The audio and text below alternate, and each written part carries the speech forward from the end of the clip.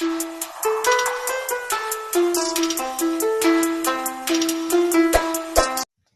day to all teachers and students. My name is Shane A. De La Cruz from 11 Macro Hill. Today we discuss about the Confucianism. So what is Confucianism?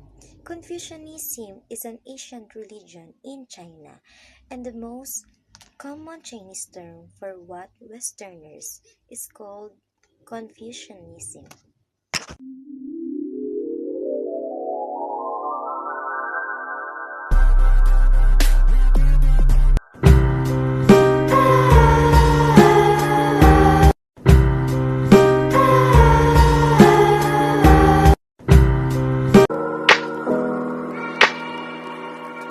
He was born on September 28, the day of celebration in mainland China,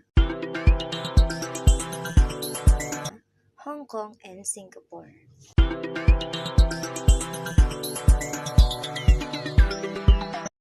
And the place he was born in the feudal state of Lu.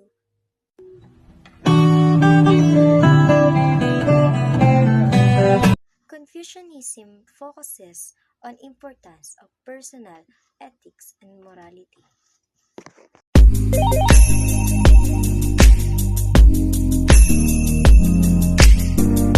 The five classic of Confucianism.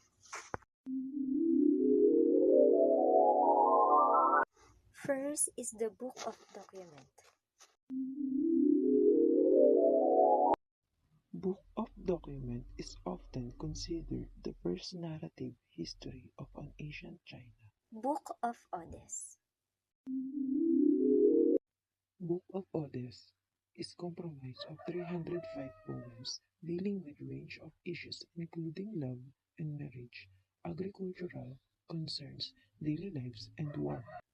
Third, Book of Rights. Book of Rights or Sanli describe the social norms, governmental organizations, and the ritual conduct during the Zhou dynasty. Fourth, Book of Changes. Book of Changes is centered largely around the principle of yin and yang. And five, Book of Spring and Autumn. Book of Spring and Autumn was traditionally understood as being written by Confucius. So this is the four books of Confucianism.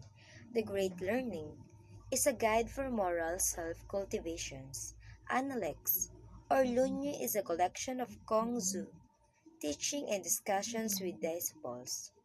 Mencius is a collection of conversation mencius with Kongzis.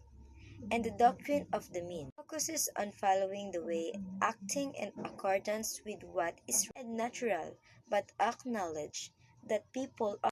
And Confucianism is present by as religion.